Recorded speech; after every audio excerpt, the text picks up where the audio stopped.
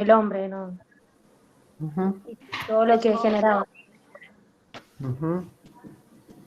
¿Algún otro También se habló aporte? de la, Sí. se habló mucho de la emisión de dióxido de carbono también, producto de la actividad humana y la intensificación, digamos, de lo que es la agricultura. Ujú. Muy bien, Luis. ¿Algo más?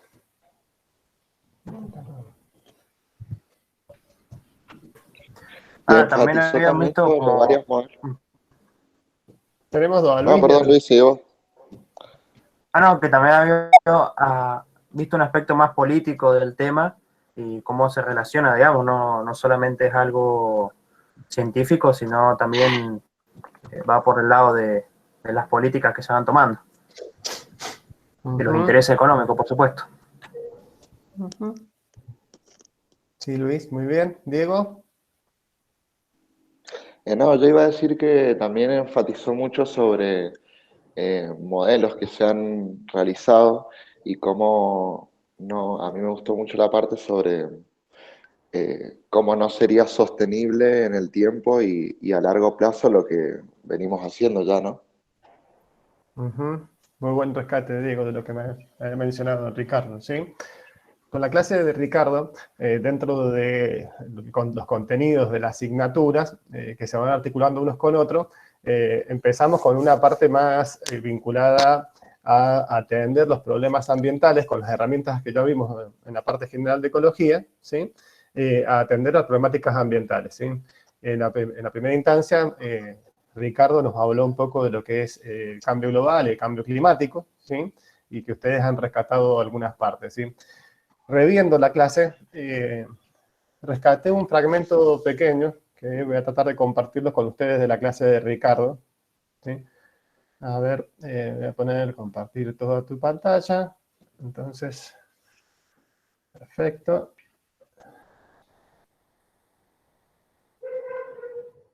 Bien, voy a compartir. Ok. Bien. Y ahí están viendo YouTube en la parte donde está Ricardo. Sí, ahí se ve. Sí, bien. Entonces yo voy a poner más volumen y vamos a escuchar un fragmento de lo que habló Ricardo, ¿sí? Y vamos a comenzar analizando qué pasó en relación al crecimiento de la población humana. Acá tenemos una gráfica que muestra cómo ha ido aumentando la población humana desde el año 1700 al año 2100. Les cuento que para el año 1 éramos aproximadamente 300, las estimaciones indican que éramos 300 millones de personas en el planeta, y que del año 1 al año 1700, es decir, en 1700 años se duplicó la población del planeta, pasó a ser 600 millones. Es decir, algo así como en el año 1700 más de 10 Argentinas, algo así, asumiendo que tenemos una población de 45 millones, 10, 12, 15 Argentinas. Y que, bueno, el crecimiento, esa velocidad de crecimiento, que era prácticamente lineal, comenzó a cambiar, y que en el año 2000, en el año 1950 ya eran 2.500 millones de personas sobre este planeta, y que en el año 67 se duplicó, es decir, solo en 17 años, mientras llevó 1700 años para duplicar la población entre el año 1 y el año 1700, aquí solo bastaron 17 años para que la población se duplicara de 2.500 a 5.000 millones de personas. En el año 2019 ya éramos 7.700 millones de personas. Naciones Unidas celebraba en el año 2010 ya éramos 7.000 millones de personas sobre el planeta. Y las mejores estimaciones, basadas una tendencia algo conservadora, indica que para el año 2050 van a haber más de 9.000 millones de personas sobre este planeta y que posiblemente para el 2100 estemos cercanos, sobrepasando los 10.000 millones de personas sobre este planeta. Es decir, la población obviamente ha crecido enormemente sobre este planeta. Y cuando uno mira hablemos como tendencias socioeconómicas asociadas a este crecimiento de la población, ojalá aquí lo puedan ver, es el mismo gráfico que estamos viendo, aquí del año 1750 a la actualidad, y con una línea aquí en el año 1950 y se ve este cambio de tendencia, que si uno lo mira en otros indicadores del planeta, es exactamente lo mismo. Por ejemplo, el Producto Bruto Global también aumentó con la misma tendencia, la inversión, cómo la población pasó de estar en el campo, de población tipo rural a población urbana, cómo ha ido creciendo la población urbana, cómo han ido creciendo las ciudades. Obviamente el consumo de energía, el consumo de fertilizantes, es decir, el uso de nitrógeno, obviamente es enorme, dado por la demanda que implica justamente alimentar más de 7.700 millones de personas sobre este planeta. Y uno puede ver que todos los indicadores tienen la forma, están asociados justamente a este crecimiento de la población. Y estas tendencias socioeconómicas que uno puede criticar o no criticar, o si están bien o que están mal, tienen sus consecuencias, tienen su huella ambiental. Entonces, cuando esto uno lo mira desde el punto de vista de indicadores ambientales, como por ejemplo en la parte superior del gráfico estamos viendo los 3 gases de tipo invernadero, es decir... Bien. Entonces, dejemos de compartir. Estoy acá. Bien, entonces, fíjense ahí que Ricardo fue el principio de la charla, ¿no? Y donde hablaba un poco de cómo a partir de las curvas de crecimiento poblacional, sí, lo esperado, muchas de las otras curvas, tanto de fenómenos ambientales, procesos ambientales, como de procesos sociales, o decir, él habla de tendencias socioeconómicas, acompañan esa curva, ¿sí? Y seguida, no quería hacerlo tan largo la presentación, el rescate de Ricardo, había una filmina en que Ricardo muestra cuáles son las causas del cambio climático, ¿sí? Ya María José había dicho que era el aumento poblacional, un poco lo que venía diciendo Ricardo, pero ¿qué genera ese aumento de la población? ¿Qué es lo que estamos modificando nosotros como principal causa del cambio global y el cambio climático? Y genera como una mayor demanda de recursos. Asimismo, eso socialmente se puede ver afectado en pobreza debido al crecimiento exponencial de la población. Bien, ¿y de dónde salen esos recursos? Sería la capacidad de carga. Afectando la capacidad de carga, claro, eso sería el cambio global, ¿sí? Son cambios que afectan la capacidad de carga, la capacidad de sostener la vida sobre el planeta, ¿no? ¿De dónde salen esos recursos? ¿Qué prácticas hacemos nosotros para obtener esos recursos? Profe, como que eso coincide con ese aumento que empieza a aumentar la curva, coincide cuando aparece la Revolución Verde, que generamos altos rendimientos y mejoramos, digamos, por un momento la calidad de alimentos a las personas, y por eso también eso acompaña a un crecimiento poblacional. Bien, coincido con vos, Fernando. ¿Eso? Sí. Eso, profe, es, o sea, porque eso quería preguntar, porque hay como que de repente como que sube muchísimo, ¿es por la Revolución Verde, porque hay más cantidad de alimento para las personas, o por qué sube tanto de repente? Bien, es una buena pregunta, ¿sí? Lo vamos a discutir dentro de un ratito, ¿sí? Salido rápidamente a la parte de la agricultura, ¿sí? Fíjense la pregunta que les hice recién, ¿sí? ¿Cómo hacemos uso de los recursos? ¿A qué le metemos mano nosotros para abastecernos de recursos? A la naturaleza. A la naturaleza. Bien, ¿de qué forma? Y a veces cultivando o a veces sacamos, o sea, extraemos, qué sé yo, petróleo o cualquier recurso que encontremos disponible. Bueno, Con tecnología. Interviniendo los ecosistemas, profe. interviniendo en el ecosistema, ¿sí? Extrayendo, ¿sí? Pero algo fundamental, por ejemplo, para poder hacer agricultura sobre el pedemonte, ¿qué tuvimos que hacer? Modificar.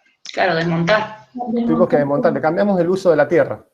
¿Sí? Había un uso que había una cierta ocupación, un cierto destino de esa superficie de la tierra y le pusimos otro, ¿sí? Entonces, una de las principales causas del cambio global y del cambio climático es el cambio de uso de la tierra, ¿sí?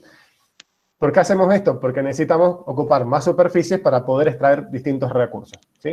Y por otra parte, otro de los elementos que no aparece todavía tan claro, pero que vamos a ir viendo, es la intensificación de los usos, ¿sí? Hacer un extractivismo o extraer mucho más de lo que la naturaleza nos puede estar dando, ¿sí? Esos son los dos elementos principales que nos explican los procesos de cambio global y cambio climático, ¿sí? Que eso mismo lo podemos ver en la agricultura, ¿sí? Y ahora les voy a compartir una presentación breve para poder discutir un ratito esto, ¿sí? Un poco se nos adelantó Luis Fernández. Luis. A ver. Compartir. Bien. Vemos acá. No se asusten que no son 70 filminas, chicos, ¿eh? Bien. Entonces, un poco, si lo trasladamos esta crisis o esta situación de cambio global y de cambio climático a nivel global y la trasladamos a la agricultura, ¿sí? Y pensamos, igual que lo venía planteando Ricardo, ¿no? Podríamos hacer un gráfico, ¿sí? En donde ver a través del tiempo cómo se ha ido cambiando la agricultura o el tipo de agricultura, ¿sí? Podemos ver, si uno cuando estudia, hace la historia de la agricultura, ve que la mayor parte del tiempo se realizó agricultura sin mayores consecuencias, sin mayores problemas, ¿sí? Pero sobre todo que la agricultura como nosotros la conocemos, ¿sí? Y que muchos nacimos en este modelo de agricultura, es un modelo muy reciente. Esta agricultura convencional que se denomina es sumamente reciente, es casi contemporánea con nosotros, ¿sí? Hay una simulación hecha de que si redujéramos la historia de la humanidad a un año de existencia, ¿sí? La agricultura surgió a las 4 a.m. del 30 de diciembre, ¿sí? O sea, a las 4 de la mañana de un 30 de diciembre. Recién ahí apareció dentro de la historia de la humanidad la agricultura. Y la convencional 15 minutos antes del otro año. O sea que si lo trasladáramos en un año a la historia de la humanidad, solamente en 15 minutos hemos desarrollado todo lo que es la agricultura convencional como la conocemos, ¿sí? Esta agricultura convencional, fíjense que coincide también con los gráficos que mostraba Ricardo, ¿no? Se basan en hacer los estudios poblacionales, ¿sí? Y se veía que la población humana, ¿sí? En el planeta Tierra iba a tener un crecimiento exponencial, ¿sí? Y no aritmético como sí tienen los recursos o como sí tiene la agricultura, ¿sí? Entonces este economista, ¿sí? Malthus, elaboró estos principios allá por a fines de 1800, ¿sí? Y que se fueron consolidando a través del tiempo y aún se mantienen vigentes y son sustento para sostener diversas ideas sobre cómo abastecer a una población, ya sea cambiando el uso de la tierra o intensificando el uso de la misma, ¿bien? Desde esta idea, y a mediados del siglo pasado, empieza a desarrollarse la noción de la Revolución Verde, como bien mencionó alguno de sus compañeros, ¿sí? Que esta Revolución Verde, ¿sí? Coincide también con varios aspectos o en un contexto global, ¿sí? Pensemos que estamos a mitad del siglo pasado, pensemos que estamos en un periodo de guerras o de entreguerras, ¿sí? Donde había un desarrollo de la metalmecánica importante, donde había un desarrollo de la parte química importante, y que la agricultura estaba demandando también alimentos por las grandes hambrunas que se venían dando a nivel global, ¿sí? Entonces, esta fue la computadora que se me está quedando sin batería, ¿sí? Esta Revolución Verde, ¿sí? Guiada por no sé si guiada, pero cuyo actor principal y que siempre se lo cita, Norman Borlaug, empezó a trabajar con trigo, justamente con una de las especies que más utilizadas para la alimentación, ¿sí? ¿Y qué es lo que hizo esta persona? Es muy sencillo, ¿sí? Dijo, bueno, a ver, dentro de esta diversidad de trigos que tenemos, vamos a ir haciendo selecciones, ¿sí? Distintas selecciones para que aquellos trigos que eran altos y con bajo rendimiento, eran altos, se caían o tenían bajo rendimiento porque tenían mucha hoja, mucha paja, digamos, empiezan a tener más granos y por lo tanto rindan mucho más, ¿sí? Entonces, de esa manera trabajó tanto por selección basal, obtuvo tanto obtención de líneas puras y se fue avanzando hacia obtener híbridos, ¿sí? Tanto estas combinaciones junto con los híbridos son lo que se denominó variedades de alto rendimiento y que son las que conocemos actualmente, ¿sí? Estas variedades de alto rendimiento, ¿sí? En este caso de este autor, fíjense la fecha, ¿no? En 1976, dice, los rendimientos crecientes de estas nuevas variedades se deben a características eficaces, ¿sí? De utilización de insumos y que demandan considerables cantidades de fertilizantes químicos y otros insumos complementarios, como por ejemplo agua, plaguicidas, ¿sí? O maquinaria para expresar el potencial genético, ¿sí? Ahí hay una palabra que puede ser cuestionada, ¿no? En donde dice que características eficaces de utilización de insumos, ¿sí? Porque eficaces significaría que a igual cantidad de insumos hace mejor aprovechamiento, ¿sí? Pero fíjense que después, en definitiva, la definición va diciendo, o el concepto va diciendo que necesita, para poder responder, para poder expresar su potencial, grandes cantidades de fertilizantes, agua, maquinarias, etcétera, ¿sí? Entonces, con esta revolución verde, se pasó de la obtención de variedades tradicionales, ¿sí?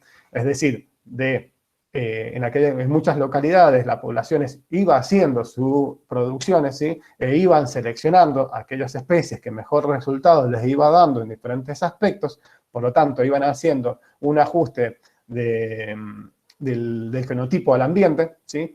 Estábamos diciendo, estamos en este lugar produzco tal cosa, aquellas que me dieron mejores características, ¿sí? Las sigo guardando, por lo tanto yo voy haciendo un proceso de selección basado en ajustar el genotipo al ambiente, ¿sí? Y con esto la revolución verde se produjo lo inverso, ¿sí? Pasamos a la obtención de variedades de alto rendimiento, pero que demandaron, sí o sí, una construcción del ambiente para que se exprese ese potencial genético, ¿sí? Es decir, ajustarles el hábitat, hablando en términos ecológicos, al nicho, ¿sí? ¿Por qué digo esto? Es importante. Porque se pasó, estas variedades que a su vez fueron vendidas como la gran panacea, como las variedades que les van a dar la alta productividad y les va a permitir ser, como se decía en esa época, un productor moderno e innovador, ¿sí? Venía asociado a un paquete tecnológico, ¿sí? Ese paquete tecnológico es lo que les permitía construir un ambiente y que ese potencial genético se expresara. Si no estaba ese paquete tecnológico, el potencial genético no se iba a expresar, ¿sí? Creo que todos vamos a coincidir en que esta revolución verde fue exitosa. Y fue exitosa en uno de los parámetros principales que se propuso, ¿sí? Que es la de obtener grandes volúmenes de alimentos, ¿sí? La producción masiva de alimentos se alcanzó con esta revolución verde, ¿sí? Con estas variedades de alto rendimiento, con esta construcción de ambiente, que en definitiva, fíjense que lo que se hizo fue una intensificación, ¿sí? De la producción, sacar mucho más cantidades por unidad de superficie, y en donde fue posible también se amplió la superficie cultivada, ¿sí? Cambio de uso del suelo, con lo que veníamos charlando de Ricardo, ¿sí? Pero como cuando nos centramos solamente en un aspecto, en cualquier aspecto de la vida, ¿no? En cualquier temática de la vida, si nos centramos solamente en alcanzar un solo objetivo y no consideramos nosotros, nos empiezan a aparecer algunas consecuencias, ¿sí? Este proceso de obtención de variedades de alto rendimiento generó pérdidas de biodiversidad, tanto a nivel de especies cultivables, ¿sí? Como de hábitat, ¿sí? Porque también nosotros al ir construyendo ambientes para poder que se expresen estos nichos, fuimos homogeneizando los hábitats, ¿sí? Mediante el uso de los agroquímicos, mediante el uso de maquinaria, ¿sí? Se perdió capacidad productiva de los suelos, porque por tanto intensificación de la producción mediante erosión, degradación, salinización, fueron procesos que nos han ido provocando una pérdida de la capacidad productiva, ¿sí? Ya dije que hubo pérdida de variabilidad genética y que actualmente se está trabajando mucho en el rescate de variedades criollas o variedades nativas, ¿sí? En pos de obtener tanto recursos genéticos que permitan nuevas combinaciones, como en poder multiplicarlas y difundirlas, ¿sí? Se produjo por un mal manejo de esos paquetes tecnológicos muchos problemas de contaminación, tanto en alimentos como agua, suelo, animales, personas, ¿sí? Lo vivimos actualmente y lo vimos el otro día en el campo, como la aplicación de ciertos productos de síntesis que están provocando resistencia, se expresa la resistencia a herbicidas y a plaguicidas. Lo mismo el otro día en el campo con dos especies, el sorgo de Alepo y la ramada negra, que ya expresan su resistencia al glifosato. Y vinculado con lo que decía Ricardo, también ha habido una gran contribución al cambio global debido al cambio de uso del suelo, a la intensificación y a la emisión de dióxido de carbono, ¿sí? Otras consecuencias. Profe, Sí. eso también puede estar relacionado con el texto que, bueno, a mí me tocó acerca de lo que era la ciencia económica convencional, que habla como mucho del Ya sé. tema de la producción, de priorizar eso, obtener mayores Ujú. rendimientos sin tener en cuenta el soporte natural con el que se está trabajando. Sí, totalmente, totalmente. En ese texto que hablas vos, que es el texto de Sevilla Guzmán, hace referencia justamente a cómo hubo predominio de algunas categorías de la rama económica que centra su preocupación por la alta producción o la alta productividad y omite el resto de las categorías para analizar los procesos, ¿sí? Entonces sí está relacionado con lo que vos decías, ¿bien? Muy bueno el aporte. Muchas gracias, sí. Los chicos, yo no los veo, lamentablemente. Esta vez no tengo otra pantalla para poder ver si están ahí y no están. Así que cuando necesiten me interrumpen. Otra de las consecuencias, dentro de todas las que se pueden citar, ¿sí? Tampoco voy a hacerlo tan largo para no aburrirlos, ¿no? Y también ustedes esto un poco lo han visto en los videos, generó consecuencias por una dependencia creciente de combustibles fósiles y disminución de la eficiencia productiva en términos energéticos. Lo de la eficiencia productiva en términos energéticos creo que ya lo discutimos y se lo demostramos. Cada vez necesitamos más energía para producir alimentos, ¿sí? Y por lo tanto nos volvemos dependientes de esa energía, ¿sí? Y dependientes de los paquetes tecnológicos. Entonces, como nos volvemos dependientes, no todos pueden acceder a esos paquetes tecnológicos y esa diferente apropiación de esa tecnología ha generado procesos de diferenciación social. Esto se ve claramente en Argentina, en la zona pampeana, de la isolleta de los 500 hacia el este, ¿sí? En el sentido de que en estos últimos 20, 30 años, todos aquellos productores que no pudieron acceder a este tipo de tecnología, sobre todo la siembra directa, tuvieron que dejar de ser productores, ¿sí? Y no solamente ellos, sino que toda la gente que contrataban, ¿sí? Por ello, la población rural en Argentina actualmente es solamente un 9%, ¿sí? Y se habla de una agricultura sin agricultores, justamente porque se cambió la relación de propiedad de la tierra. Entonces ahora cada vez hay menos productores con mucha cantidad de tierra y a su vez en esa tierra aplican un modelo tecnológico en el que se requiere poca mano de obra. ¿Bien? Concentración de tierra lo acabamos de charlar, y si bien hubo un gran crecimiento de la cantidad de alimentos, la seguridad alimentaria, ¿sí? Y también la soberanía alimentaria no fueron atendidas en forma completa en todos los países y en forma homogénea. Y si bien hubo suficiencia, es decir, ha habido alimentos disponibles, la distribución de estos alimentos es inequitativa, ¿sí? Y la soberanía sobre qué comer y cómo alimentarse también ha sido afectada por este proceso de la Revolución Verde y de la agricultura convencional, ¿sí? Además, bueno, de toda la erosión cultural y toda la pérdida de conocimientos asociados a la agricultura, ¿sí? Ya va a pasar la filmina. Ahí está. No quería dejar de comentarles que este mismo discurso, ¿sí? De Malthus, ¿sí? De la necesidad de producir mayor cantidad de alimentos, sigue estando vigente, y la mayor expresión es la agricultura transgénica, en donde sus fundamentos de avanzar con estas modificaciones tecnológicas es la necesidad de producir mayor cantidad de alimentos, ¿sí? Fíjense acá que estos organismos genéticamente modificados empiezan a actuar en dos planos, ¿sí? Por un lado, mantienen la lógica de construir un genotipo que, si le damos el ambiente, expresa un gran potencial. Pero por otro lado, hay otra línea de la modificación genética que dice, bueno, no, en este ambiente construyamos un genotipo donde se pueda expresar su potencial, ¿sí? Pero nada más que en vez de hacerlo con procesos de selección y de procesos de coevolución con el ambiente, ¿sí? Se busca hacerlo en forma sintética y en forma mucho más rápida y dentro de un laboratorio, ¿sí? Dentro de Argentina, las dos expresiones más fuertes de organismos genéticamente modificados son la soja y el maíz. La soja para la resistencia al glifosato y el maíz con el Bacillus thuringiensis.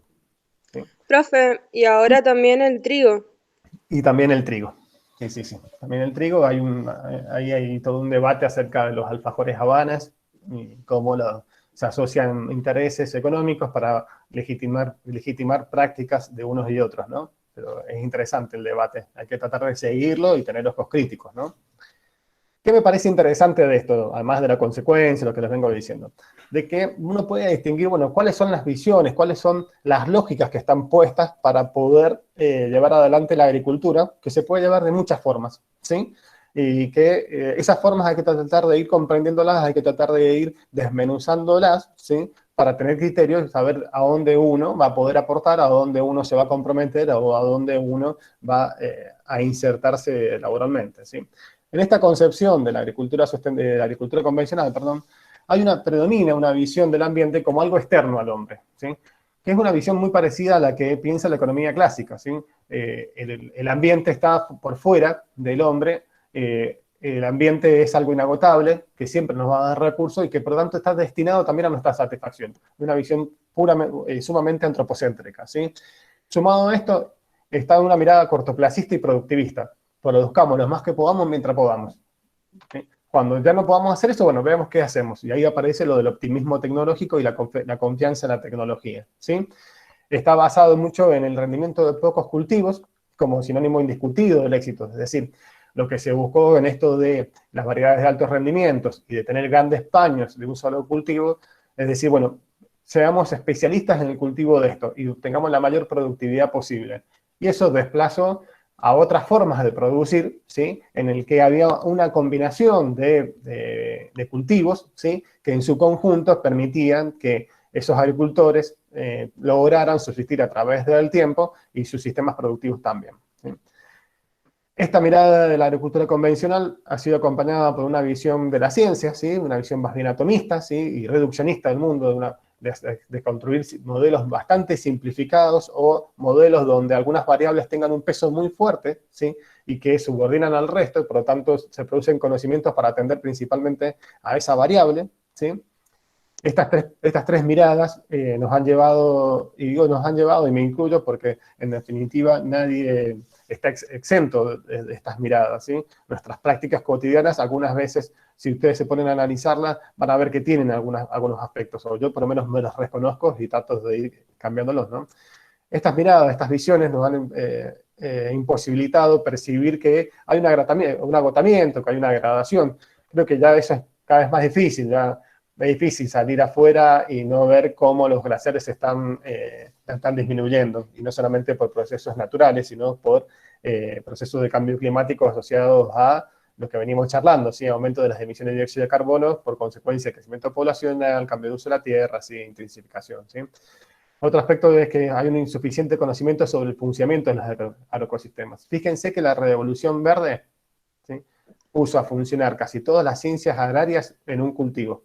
No importa si era trigo, maíz, era un cultivo, ¿sí? Lo que se buscó hacer era hacer una autoecología, ¿sí? Una ecofisiología del cultivo y perfeccionar todo cómo funciona eso. ¿Por qué? Porque el agroecosistema era algo que nosotros teníamos que construir para dárselos a esa especie, ¿sí? Se centró mucho el conocimiento y la práctica en poblaciones, ¿sí? Y en una población, y no en las interacciones, porque lo que se apuntó es que las interacciones de esa especie, de ese cultivo, fuesen, ¿sí? No veo quién habla, por eso. No, es el profe que tiene abierto el micro. Perfecto, disculpen.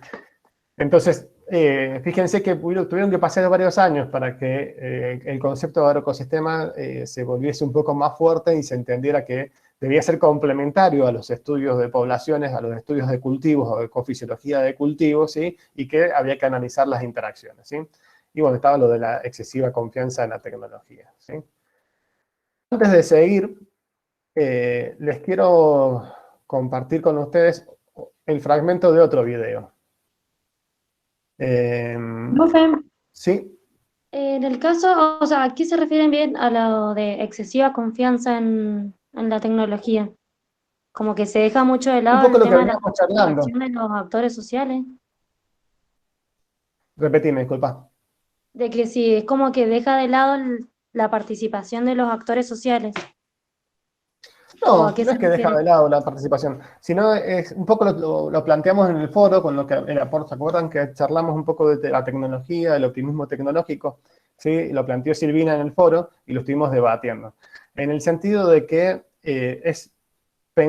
pensamos en un parche más que la solución al problema, ¿sí? Entonces, vamos a producir todo lo que se pueda en el menor corto tiempo posible. Cuando se agotan los recursos, buscaremos un parche que nos permita seguir produciendo en el menor corto tiempo posible, ¿sí? Ese parche es una confianza en la tecnología. Bueno, no importa, ya vamos a encontrar Bien. una solución tecnológica que nos permita a nosotros poder seguir produciendo, ¿sí? Claro, como que la tecnología hace magia, o sea, ¿no? Claro, Por ese lado, ¿sí? Y a su vez una mirada de la tecnología bastante estrecha, ¿no? Porque se piensa la tecnología como únicamente como un insumo, ¿sí? Y no como un conocimiento que puede estar asociado a evitar el problema. No me gusta, me quedó claro. no me gusta tanto, Ale, la mirada de parche, porque Bueno, puede ser mirarlo también desde un punto de vista de que no como un parche, sino como un desarrollo al que vas, hacia el que vas. Es decir, bueno, dentro de consumimos todo el combustible y mientras tanto vamos generando otra forma de tener energía para cuando se agote. Entonces, no importa que se acabe el combustible porque vamos a tener otra herramienta, pero no me termina de convencer porque es como muy light tratar al optimismo tecnológico como un parche, porque es como subestimar la idea de que la tecnología puede solucionarlo, y me parece que los que piensan así van por todo, digamos, van porque no es un parche, es un cambio en la forma de vida casi. bueno, yo coincido, Pablo. Pasa que, bueno, trato de ser un poco moderado. ¿Qué? A mí igual Trato me de No, ser un gustó poco moderado, coincido. un buen ejemplo. Creo que igual en la parte de, no sé si lo vimos en sustentabilidad, en la cual hablaba de los economistas agroecológicos o La algo por economía el estilo, ecológica. claro, que ponen todo el enfoque en crear tecnologías nuevas que sí vayan para un lado sustentable, pero que nada, que al fin y al cabo al día de hoy todavía no existen. O la economía ambiental. Sí, Pablo, yo coincido con vos. Creo que ambas cosas pueden ser complementarias para explicar esto de la confianza tecnológica. Uno es una mirada un poco más, decir, bueno, no, en definitiva lo mismo. Y otro es como para decir, bueno, ustedes se están refugiando en estos parches para poder seguir reproduciendo ese modelo. ¿Sí? sí, y me parece además, como discutimos con Silvina y me parece que vos también en el foro, me parece que el no solo no sería la única herramienta, es importante porque me parece que no tenemos que descartarla como a la tecnología como una fuente de soluciones, sobre todo si la tecnología es una mirada en sentido amplio, digamos, no solo en tecnología de insumos, como decís, sino en los procesos que podemos adoptar para solucionar los problemas. Sí, no se trata de hacer un fetichismo contra la tecnología, en absoluto. Se trata de poner una mirada crítica sobre cómo opera y cómo hacen operar a la tecnología y cómo a veces se autojustifican procesos. ¿Sí? Me parece que Fernando quisiste decir algo y te interrumpí. No, profe, se me prendió sin querer. Bien. Y siguiendo, me gustaría compartir un fragmento de otra charlita que les pusimos en el campus, en este caso de Sandra Díaz, ¿sí? Que es una investigadora argentina. Verdaderamente es un honor tenerla en Argentina como investigadora. Es de Córdoba, como el Pablo, y yo no Hay soy que de Córdoba. hacerle, A la Sandra hay que hacerle un monumento. Más o menos, sí. Es bióloga de Córdoba, es miembro de la Academia de Ciencias en Estados Unidos y ha sido multipremiada a nivel nacional y ha formado parte, así como Ricardo formó parte del panel intergubernamental de cambio climático, Sandra Díaz formó parte del panel, pero de biodiversidad. De los dos formó parte, ¿vos sabés? Ah, no sabía que había formado parte. Ella es premio Nobel con Ricardo también en el 2007. Bueno, y la anécdota es que es la esposa de mi ex director de tesis, de la ANIA. Así que me sale cordobés, pero no soy cordobés. Entonces, bueno, le pusimos en el campus esa charlita que era, por si ustedes podían escucharla, de 20 minutos. Yo voy a rescatar un fragmento de su exposición que me parece interesante volver a escucharlo, ¿sí? Ahí les comparto la pantalla.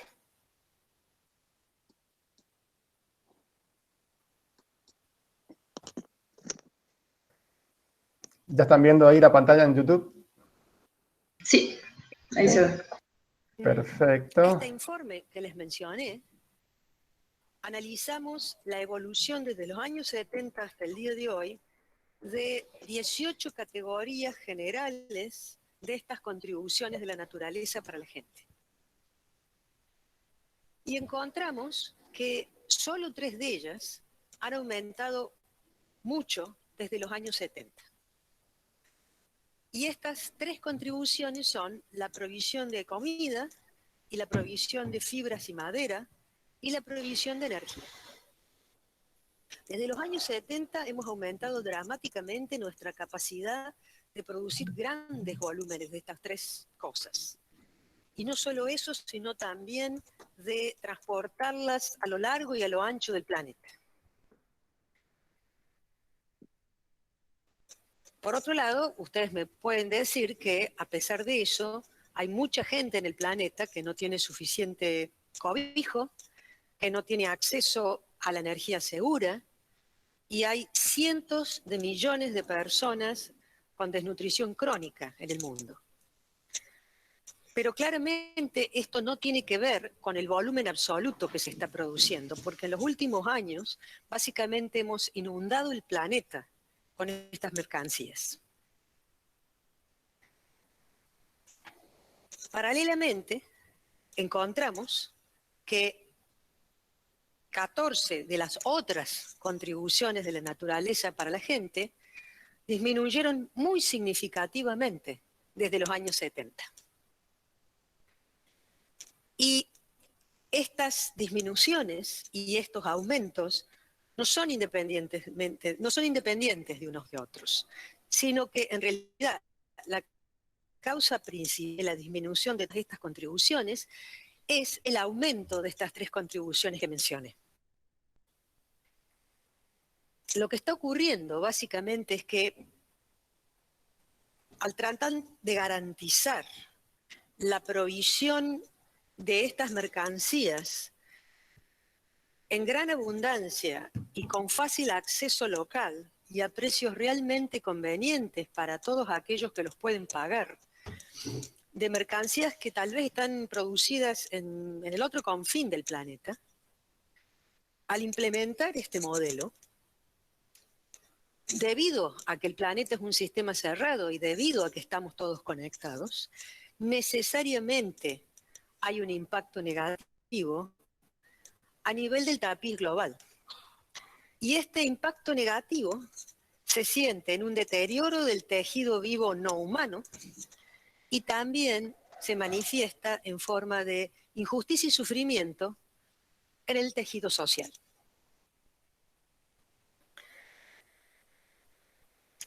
Lo que, en definitiva, estoy describiendo muy superficialmente y en su manifestación más evidente, es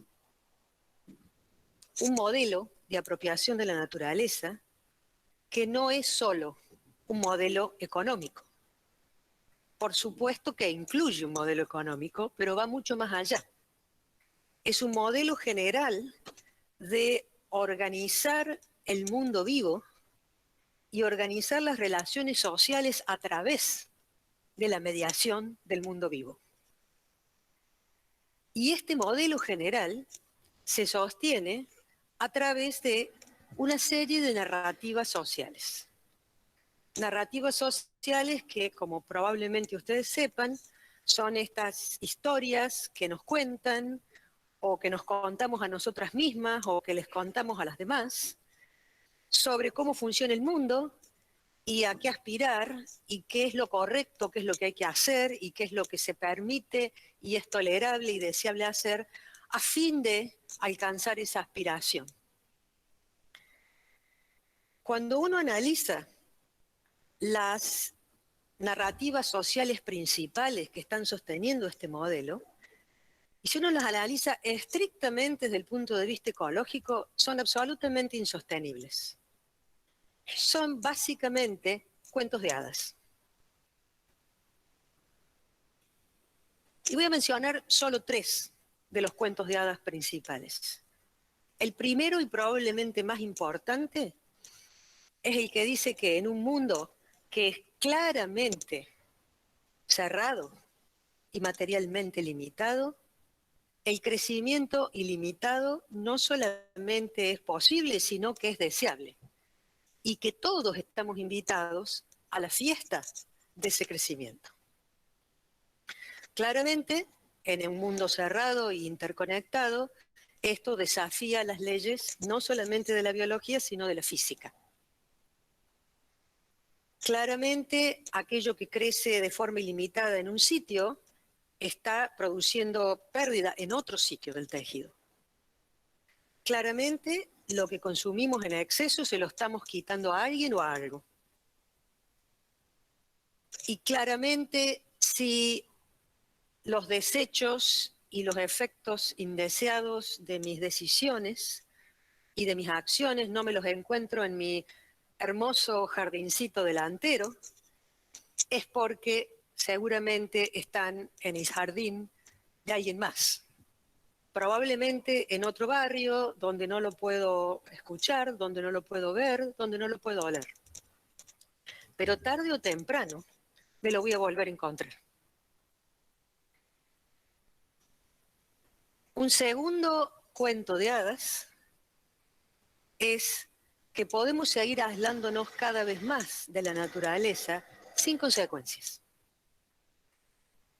Creo que las ciencias de la ecología y la biología demuestran con creces que esto no es biológicamente viable y que los posibles sustitutos de esos vínculos en muchos casos no existen y en todos los casos son ampliamente insatisfactorios. Y el tercer cuento de hadas es aquel que dice que una relación plena con una naturaleza saludable es un lujo que los pobres no se pueden dar.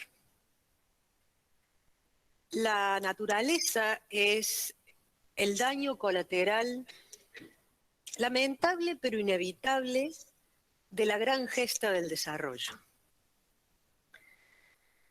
La misión es darle alimento y comida y energía a todo el planeta y eso tiene un costo y bueno, lamentablemente el costo es la naturaleza. Por eso no se puede tener bienestar humano y naturaleza a la vez, salvo algunos trocitos selectos de naturaleza solamente accesible por los pocos elegidos de siempre.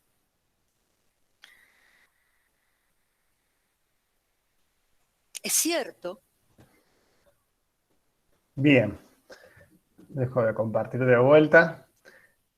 Es difícil seleccionar fragmentos cortos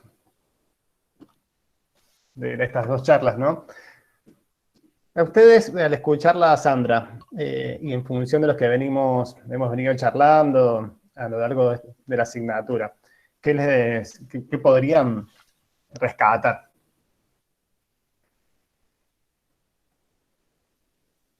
La verdad que se puede como rescatar todo porque, bueno, me pareció muy interesante y muy cierto todo lo que decía realmente. El punto está ahí en justamente cortar estas narraciones y empezar a verlo, es como también un cambio mental y cultural, es como no es que algo que se pueda hacer como de un día para el otro, pero que bueno, se tiene la posibilidad y se puede hacer ese cambio eh, en base a una disposición de todos, o sea, como el aportar un granito de arena y, y ver eso, esas cuestiones, más que nada. Ujú. Bueno, muchas gracias, María José. Sí, coincido con vos. ¿Alguien más que quiera aportar algo? Yo estaba bueno lo que decía con respecto a lo de los recursos y al final quién se deja a la naturaleza y que, por ejemplo, que los recursos, o sea, que el que uno tenga además, como que va a significar que al final otros, o sea, a alguien le estás quitando esto que la alimentación o esto que a uno está por ahí despilfarrando.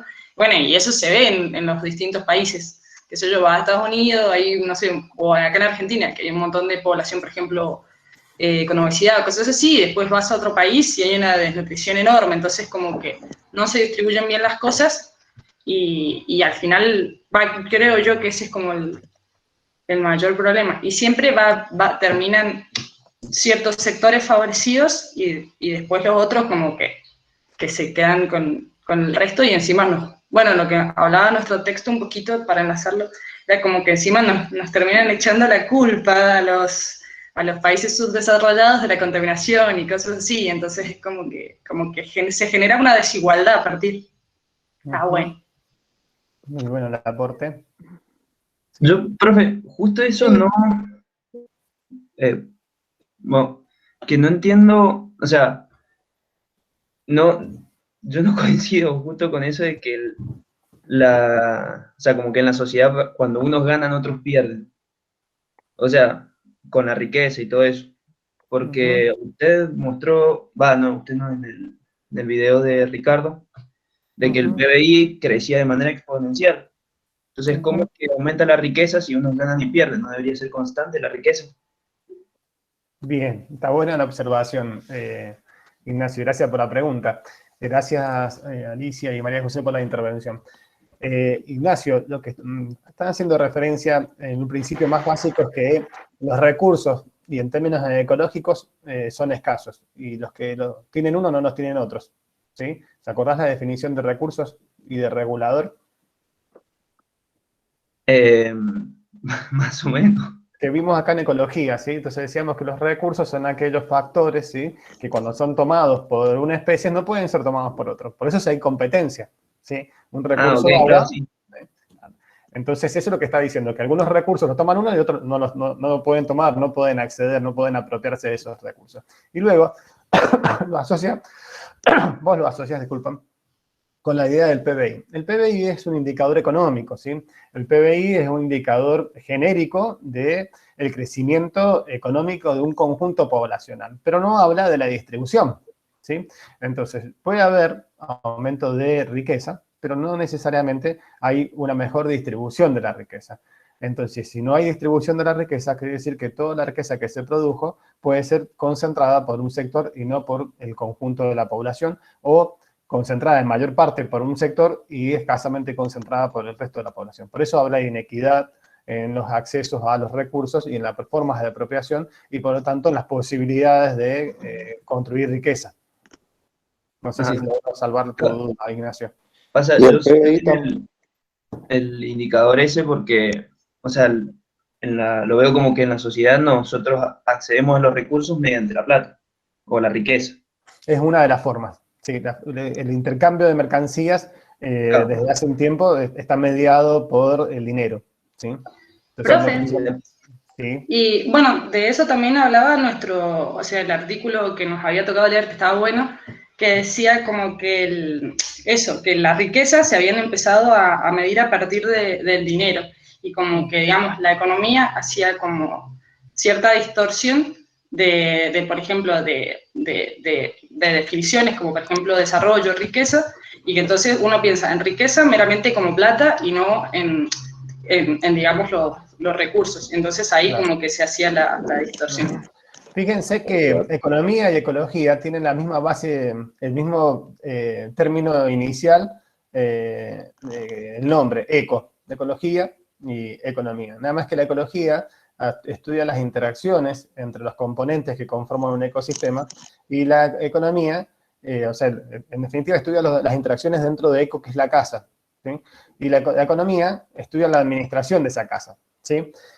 Pero en su principio la economía no omite, o no omitió, la economía más básica, la disponibilidad de recursos. Y a medida que se fue avanzando, se transformó más en una econometría y en una medida de la producción de riqueza, y se fue alejando mucho más de la concepción de los recursos naturales, desde donde se producía riqueza, ¿sí? Entonces ya se produce más riqueza por sistemas financieros que es riqueza por factores productivos. Sí, Pablo. Ale, no, quería, para complementar un poquito la idea de Ignacio, me parece que considerar riqueza al Producto Bruto tiene alguna limitación que, al menos desde la mirada que estamos hablando ahora, porque ese aumento del Producto Bruto es a costa de la disminución del capital natural que tiene el mundo, y implica una apropiación de ese capital natural por el hombre, pero una pérdida para las generaciones futuras o para otras especies que forma parte del mundo, digamos. Entonces, si bien es cierto, hay alguna limitación en esa mirada a la hora de analizar los recursos del mundo. En general, todas las externalidades ambientales han sido ignoradas durante todos los análisis económicos hasta los últimos 15 años o 20 años que se empezaron a tener en cuenta. Lo mismo pasa con el indicador producción, Pablo. Entonces, nosotros podemos producir una gran cantidad, no sé, en durazno, 90 toneladas por hectárea, pero no nos está diciendo qué está pasando con los recursos, ni en cómo se distribuyen los beneficios obtenidos por esas 90 toneladas, ¿sí? Son indicadores de síntesis que ocultan otros procesos. Bien. No quiero hacerlo mucho más extensivo, y está bueno el debate y creo que estamos inspirados para hacer el taller. Creo que tanto lo de Ricardo como de los que les presenté recién, yo y lo que está hablando, lo que habló Sandra Díaz a partir de esto de los servicios ecosistémicos, cuando ella mencionaba de las categorías, que 13 habían incrementado, eran 3 servicios ecosistémicos y 14 estaban siendo disminuidos, ¿sí? Un poco lo habíamos charlado nosotros, nos interpela y nos lleva a tratar de desafiarnos a que tenemos que hacer las cosas de otra manera, ¿sí? En esto de querer hacer las cosas de otra manera han aparecido varios conceptos, y uno de los conceptos que a todos nos ha atravesado estos últimos años ha sido la idea de sustentabilidad, ¿sí? Y en particular de lo que nosotros veníamos charlando de la agricultura sustentable, ¿sí? Muy sintéticamente les voy a comentar, he hecho una breve síntesis de los 4 videitos que estaban en el campus para poder mostrarles los aspectos principales de esa temática. Bien, entonces voy a elegir el Power. Ale, no lo dejamos, Ignacio, que bueno, cerrara su... Le contestamos, pero no lo dejamos dar una última... Tenés razón, Pablo, disculpa, Ignacio, te escuchamos. No, está bien, ya, no sé cómo, o sea, entendí lo que dijeron, y nada, está bien, eso. Bien. Está buenísimo, Ignacio, que participes y que vuelques tus dudas. Las posibilidades de crecer se establecen a partir del diálogo, a partir de escuchar y a partir de preguntar. Entonces, anímense e intercambiemos ideas. No quiere decir que lo que nosotros estamos tratando de comunicar sea la verdad absoluta. Tenemos algunas apreciaciones y tratamos de sostenerlas con fundamentos principalmente científicos, ¿sí? Pero también son discutibles muchas, ¿sí? Fíjense la presentación esta. Entonces, en estos desafíos que yo les decía, está la idea de hacer las cuestiones más sustentables, ¿no? Y en particular lo que nos compete a nosotros, a ustedes como estudiantes de agronomía, y a mí y a otros que somos agrónomos, o a los biólogos, y también al resto de la población, es tratar de tener prácticas que aporten a esa sustentabilidad. Hay un conjunto de definiciones de agricultura sustentable que están dando vueltas. En la presentación yo les había puesto algunas que están más ligadas por FAO, por Altieri como gran referente de la agroecología, o Sarandon a nivel local, y otros autores un poco críticos como Martínez Alier, donde trabajan la idea de la noción de sustentabilidad, la noción de agricultura sustentable, ¿sí? algunos poniendo más énfasis en la parte más ambiental o ecosistémica, otros en la parte más social, otros en la parte tecnológica, pero que en definitiva todos tienen en común, ¿sí? Una idea, las ideas fuerza, ¿no? Primero que todos apuntan a que hay que conservar, ¿sí? Conservar recursos, porque justamente los recursos no son inagotables, ¿sí? Se agotan, entonces tenemos que llevar adelante nuestras prácticas de una manera que lo podamos conservar y mejor aún aumentar, ¿sí? Está la idea de la intergeneracionalidad, o sea, la preocupación de que si nosotros agotamos recursos, ¿cómo vamos a producir para las próximas generaciones? ¿Sí? Está la idea de que el cómo nosotros vamos a intervenir un determinado ecosistema lo hagamos con tecnologías apropiadas y no con modelos hegemónicos u homogéneos de tecnología, ¿sí? Y sobre todo está la idea de que ya no solamente hay que tener una sola mirada o una sola dimensión, sino que hay que tratar de observar tanto lo ecosistémico como lo económico como lo social, y en lo posible de una manera integrada, igualitaria, ¿sí? También en esos videitos les mostramos qué es lo que se esperaba o cómo podía estar asociado cada una de estas dimensiones. Por su parte, lo ecosistémico, que está más vinculado con los procesos biofísicos y con la continuidad del funcionamiento, ¿sí? Continuidad a conservar, ¿sí? Mantener el funcionamiento y la productividad de esos ecosistemas, ¿sí? Hay unos propósitos, ¿sí? Por una producción constante o un aumento en el caso de la agricultura, y ahí están citadas algunas prácticas, como puede ser evitar la erosión, optimizar el flujo de energía y el ciclo de materiales, hacer un uso eficiente del agua, algo que a nosotros en la región que nos encontramos nos compete de sobremanera. Perdón. La dimensión económica, que está vinculada a la apropiación, combinación e interacción de los factores de producción y con la distribución de la misma, ¿sí? Que se propone como algo como lograr obtener a lo largo del tiempo, ¿sí? Un ingreso que permita a los actores vinculados a esos ecosistemas a mantenerse o escalar dentro del campo económico del que participan, ¿sí? En definitiva, lo que se está buscando es que se mantengan los ingresos y que haya una equitativa distribución. Y algunas prácticas, podemos citar los ingresos económicos que deberían amortizar el patrimonio, cubrir los costos fijos, variables, ¿sí? La dimensión social va a estar vinculada a las relaciones sociales entre los distintos actores sociales, ¿sí? Y la conservación del capital, ¿sí? El capital social. Uno se puede proponer mantener a través del tiempo, aumentar o mejorar ese capital social, y algunas prácticas pueden ser, por ejemplo, cambiar formas de relaciones sociales, de verticales por horizontales, de formas de que el poder circule entre las personas involucradas y no lo concentra en algunos, ¿sí? Trabajar sobre la soberanía y la seguridad alimentaria. Estos tres aspectos los podemos integrar en una figura, ¿sí? En donde lo que se busca en definitiva es que los procesos, las prácticas que nosotros vayamos llevando a cabo se ubiquen en esa zona que está marcada como de sostenibilidad o de sustentabilidad, ¿sí?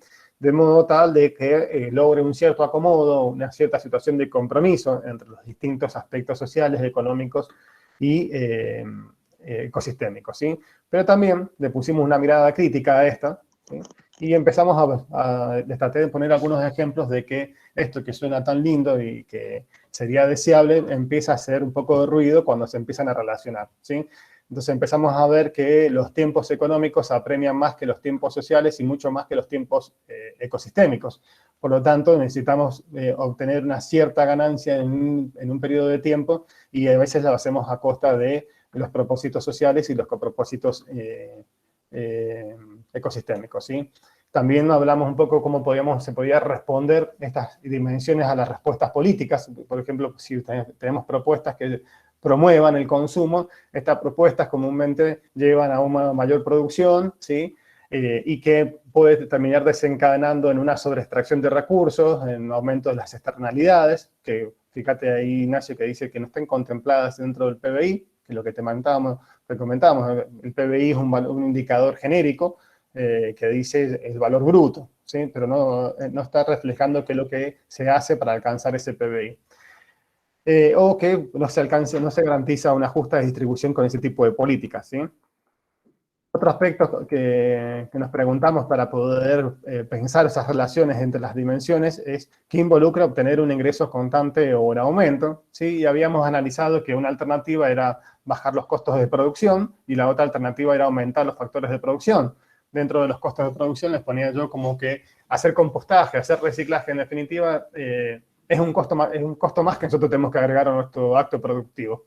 y que si nosotros queremos bajar costos, quizás no es recomendable, ¿sí? O el de aumentar la productividad, disculpa, de los factores de producción, ¿sí? Y que una alternativa era quizás alcanzar tecnología que mejore la productividad, pero que quizás pueda generar un desplazamiento de trabajadores y de población de un determinado territorio, ¿sí? Otro ejemplo era el de maximización de las ganancias como lógica de producción, ¿sí? Es decir, producir para producir más ganancias, ¿sí? Y no producir para poder abastecer de alimentos, ¿sí? Que bajo esa lógica, dejar un campo en barbecho, les ponía como ejemplo, en descanso, o quizás realizar un cultivo de alfalfa, un cultivo de servicio, ¿sí? Que vaya a atender alguna problemática ecosistémica, deja de ser deseable, ¿sí? Va en contrasentido de maximizar las ganancias, sobre todo en el corto plazo. Un quinto tema era el de la agriculturización, la expansión y la intensificación agrícola, ¿sí? Que los que yo, un poco yo les mencionaba, ¿sí? En esto de quizás lograr mayor cantidad de producción, ¿sí? E insertarse con ciertos commodities dentro del mercado internacional puede llevar a una expansión, a una sobreexpansión de las fronteras agropecuarias y también a una sobreintensificación agrícola que termine teniendo como consecuencias una mayor extracción de los recursos, una mayor utilización de agroquímicos y una disminución de la mano de obra, afectando algunas dimensiones de esta sustentabilidad. Y finalmente, otro es el de los propósitos temporales de los agronegocios versus de los agricultura familiar, agricultura campesina o productores pequeños y medianos, ¿sí? En donde el propósito del agronegocio, en primera instancia, es justamente reproducir el capital y maximizar el capital. Entonces va a estar colocado en el lugar donde rinda más. Cuando deja de rendir, ese agronegocio se retira a otro lugar, ese capital se va a otro espacio donde le rinda más, dejando quizás una tierra que desmontó, dejando en una situación de desequilibrio a un campo económico particular, ¿sí? Y no así en un agricultor familiar, un agricultor medio, pequeño o campesino, en donde su propósito de la agricultura es poder seguir viviendo de la agricultura, poder tener un ingreso que les genere cierta satisfacción y que van a seguir siendo agricultores, ¿sí? Y que han construido una forma de coevolución entre ese ecosistema y ese entorno social para poder garantizarse la subsistencia. Estos son 6 de muchos ejemplos en donde este propósito deseable de las 3 dimensiones que trabajen en forma integral y acopladas hacen ruidos y que terminan demostrando de que los propósitos económicos, los aspectos económicos terminan predominando o subordinando a los aspectos ecológicos y sociales, ¿sí? En este sentido han aparecido distintas miradas sobre la sustentabilidad, como para poder ir pensándola, ¿sí? Algunos están relacionados con la sustentabilidad débil y la sustentabilidad fuerte. En este sentido, lo que se busca siempre es que la trayectoria sea sustentable, es decir, el diagrama que está hacia la izquierda. Para ello, uno vuelca distintos capitales, uno natural, uno social, uno manufacturado y uno económico, y los pone a funcionar, ¿sí? Ahora, si para nosotros mantener esa trayectoria hacemos uso de una lógica de sustituir cierto capital natural por un capital social que puede estar agotado, o natural agotado por un capital manufacturado, vamos a sostener a través del tiempo esa producción. Vamos a sostener a través del tiempo el PBI, como discutíamos recién. Pero va a ser una sostenibilidad débil, ¿sí? ¿Por qué? Porque vamos a necesitar sí o sí capital manufacturado que de algún lado lo tenemos que sacar para sostener esa producción, ¿sí? Y una sustentabilidad fuerte es aquella que busca que haya una complementación entre el capital natural, el capital social y el capital manufacturado. Ahí se los asocio a distintas nociones de economía con las cuales están vinculados una noción y otra, o una mirada a otra de la sustentabilidad. Otro aspecto que vimos era que esta sustentabilidad no es algo homogéneo y que se aplica a todo el globo terráqueo en forma genérica, sino que tiene particularidades. Y tiene particularidades tanto a nivel temporal, como espacial, como socioproductivo y como institucional, ¿sí? Temporalmente, en el sentido de que nada es estático, siempre las cosas son dinámicas, siempre las cosas son cambiantes, el conocimiento es cambiante, lo que se sabe hoy explica algunas cosas y más adelante tendremos otros conocimientos para poder explicar otras, por lo tanto, lo que nosotros podamos establecer como hoy como sustentable, quizás más adelante pase a ser insustentable. Que no es lo mismo la sustentabilidad en un lugar que en otro, ¿sí?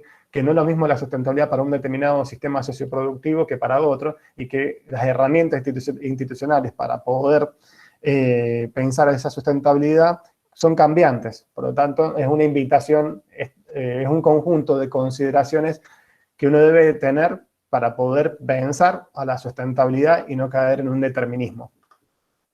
Y otro aspecto que me parecía importante, y que un poco ya lo habíamos visto nosotros en agroecosistema, era pensar a la agricultura sustentable vinculada a la idea de la resiliencia socioecológica, ¿sí? Entonces nosotros habíamos dicho que los agroecosistemas son un tipo de sistema socioecológico, ¿sí? En donde nosotros podemos ir observándole distintos atributos, resiliencia, sustentabilidad, equidad, diversidad, y también, por lo tanto, sus impactos, los desajustes, etcétera, ¿sí? Entonces, sobre esta idea de sistemas socioecológicos podemos pensar la resiliencia bajo tres maneras, ¿sí? Una era perspectiva centrada en el equilibrio, lo habíamos llamado como si hubiese un solo equilibrio al cual el sistema tendría que volver. Otro, un poquito más amplio, dice, bueno, pero no hace falta que vuelva a un solo equilibrio, sino que pueden haber múltiples estados de equilibrio donde se mantienen las relaciones y las funciones que son esenciales de ese ecosistema. Entonces, una resiliencia pensada en los múltiples estados de equilibrio. Y finalmente, la perspectiva del cambio adaptativo, en el sentido de que la resiliencia va a ser la capacidad para sostener al sistema socioecológico mediante una forma de autoorganizarse adaptativamente. Está pensando en cómo se adapta ese agroecosistema, ¿sí?, para poder preservar sus atributos, sus funciones, sus relaciones, ¿sí? En este sentido, si nosotros vemos la capacidad adaptativa de esos agroecosistemas y pensamos que hay un disturbio, podemos ver cómo responde, ¿sí? Si hay un proceso de adaptación o hay un proceso de transformación. Si hay un proceso de adaptación, lo que va a estar haciendo ese agroecosistema es ir acoplando los distintos componentes para poder seguir manteniendo para poder seguir manteniéndose con sus funciones estables y dando una cierta productividad. En cambio, si hay una transformación y esa transformación genera, en definitiva, un sufrimiento humano que es socialmente indeseable o conlleva a agotar la capacidad de carga de los ecosistemas, esa transformación pasa a ser inviable porque está rompiendo parte de esos componentes, parte de esas relaciones y de ese funcionamiento, entonces deja de ser resiliente y deja de ser sustentable, ¿sí? ¿Qué les queremos decir con esto muy brevemente? Es que la noción de sustentabilidad, en definitiva, es dinámica y está inscripta dentro de un proceso de permanente construcción, de deconstrucción y reconstrucción, ¿sí? Hay un equilibrio que es dinámico, ¿sí? Y que es un concepto profundamente dinámico, por tanto no es un punto de llegada, ¿sí? Porque más que una situación ideal son múltiples situaciones cercanas al ideal que responden a una gran diversidad de realidades particulares y a su vez definidas permanentemente por el cambio de los contextos socioeconómicos. Entonces, más que un punto de llegada hay que pensarlo más bien como un proceso y como que uno puede ir haciendo distintas contribuciones en cada una de las dimensiones para poder alcanzar ciertas situaciones de sustentabilidad siempre dinámicas, ¿sí? Con Silvina, un poco para ordenar las distintas formas alternativas de producción y que ya vamos a profundizar la clase que viene, construimos este gráfico hace unos años para tratar de decir que a medida que se van integrando a los conceptos económicos, los ecológicos, los sociales y los culturales, nos vamos acercando hacia una idea de sustentabilidad. Así, una agricultura industrial, ¿sí?, en donde está centrada fuertemente en los aspectos económicos, es más de tipo convencional y, por ejemplo, si le agregamos buenas prácticas agrícolas, nos vamos acercando hacia una sustentabilidad o, si, por ejemplo, hacia una producción integrada o vamos hacia un esquema de producción agroecológica, tanto orgánica, natural, biodinámica o permacultura, son alternativas productivas que van a estar contribuyendo a la idea de sustentabilidad, ¿sí? Bien. Me salió un poquito más largo de lo que pensaba. Como siempre. Como todas las clases. Como siempre. Bueno. Eso es pasión, eso es pasión. Me pareció bueno rescatarlo de los videos para que vieran que había continuidad entre lo que vamos viendo. La parte básica, la clase de Ricardo, la noción de sustentabilidad y el taller que vamos a hacer ahora sobre agroecología, ¿sí? Y tratar de pensar y repensar nuevamente esta ficción, esta narrativa que tiene la sustentabilidad de asumir el desafío, el compromiso de cómo poder llevar adelante mejores prácticas que contribuyan a estos procesos, ¿no? No sé si hay algún aporte más, si quieren ir a recargar mate para hacer el taller. Un recreo. Sí, sí, un recreíto. No, profe, todo buenísimo. Sí, recreo. Buena clase. Bueno, gracias. Espero que les haya servido y esté bueno el intercambio. Bueno, chicos, entonces tomemos aire, Nos vemos en un cambiemos el rato. mate y nos vemos en un rato cada uno en su link correspondiente, ¿sí? Para 11:30. charlar con los demás profes. 11:30. Son 11:20, 11:30, sí, 11:30, sí. Ujú. Los que están conmigo y con Pablo nos quedamos acá. Un abrazo. Buenísimo, muchas gracias. Nos vemos enseguida. Chao, chao. Gracias. De nada.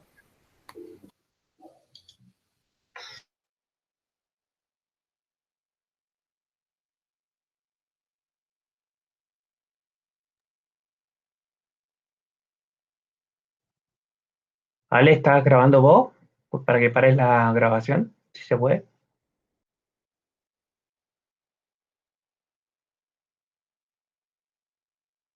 Creo que se fue.